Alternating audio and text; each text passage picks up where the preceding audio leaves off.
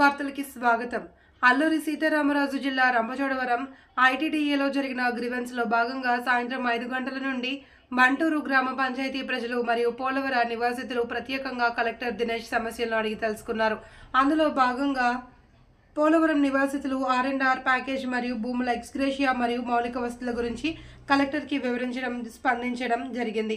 Collector అందుకు సానుకూలంగా స్పందించి ప్రభుత్వ దృష్టికి తీసుకెళ్తానని హామీ ఇచ్చారు. ఈ కార్యక్రమంలో ఐటీడీఏ పీఓ, జాయింట్ కలెక్టర్ మరియు అధికారులు, మంటూరి సర్పంచ్ టి నాగరత్నం పాల్గొన్నారు.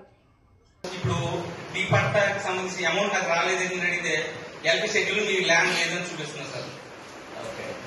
సో దీనికోసం అధికారులని సంప్రదిస్తే ఈ ఎల్పీ షెడ్యూల్ మీ పొలం తీసుకురావాలంటే ఇరిగేషన్ డిపార్ట్మెంట్ వాళ్ళు మాకు పర్మిషన్ ఇవ్వాలంటారు. యాక్చువల్లీ బిట్ 1 లో ఉన్న పేరు ఈ ఎల్పీ షెడ్యూల్ నా పేరు లేకపోవడం అనేది ఆశాస్పదం సార్. ఎందుకంటే ములుగుతున్నది అదే పొలం, పేరు మారినా సరే ములుగుతున్నది అదే పొలం సార్.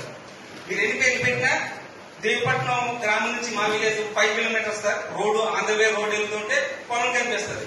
దాన్ని పట్టుకుని పొలం మొలగట్లేదు అనడం అంటే ఇంకా నాకే బాధ్యత చాలా మంది ఉన్నారు సార్. మీ పొలం మొలగట్లేదు అనడం అనేది పెద్ద ఆశాస్పదం సార్.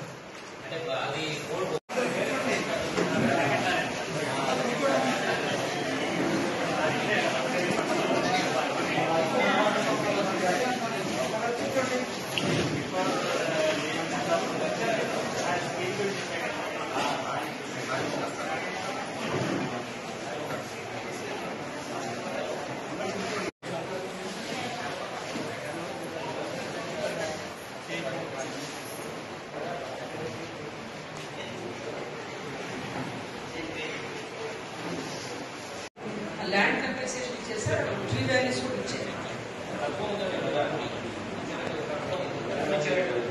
లేదు సార్, మామూలు ఎకరానికి 70 చెట్లు ఉండాలంటే 250 చెట్లు 300 చెట్లు అట్లా కూడా ఇచ్చారు. ఎస్టిమేషన్ వేసి మనకి హార్టికల్చర్ వాళ్ళ దగ్గర ఒక ఎకరానికి ఎన్ని పెట్టాలి అనేది, ఎన్ని చెట్లు ఉంటాయి అనేది ఉంటుంది.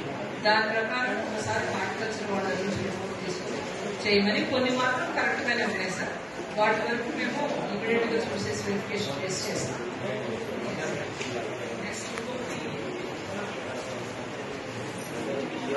జనరల్ గా ఇచ్చారు సార్. Market value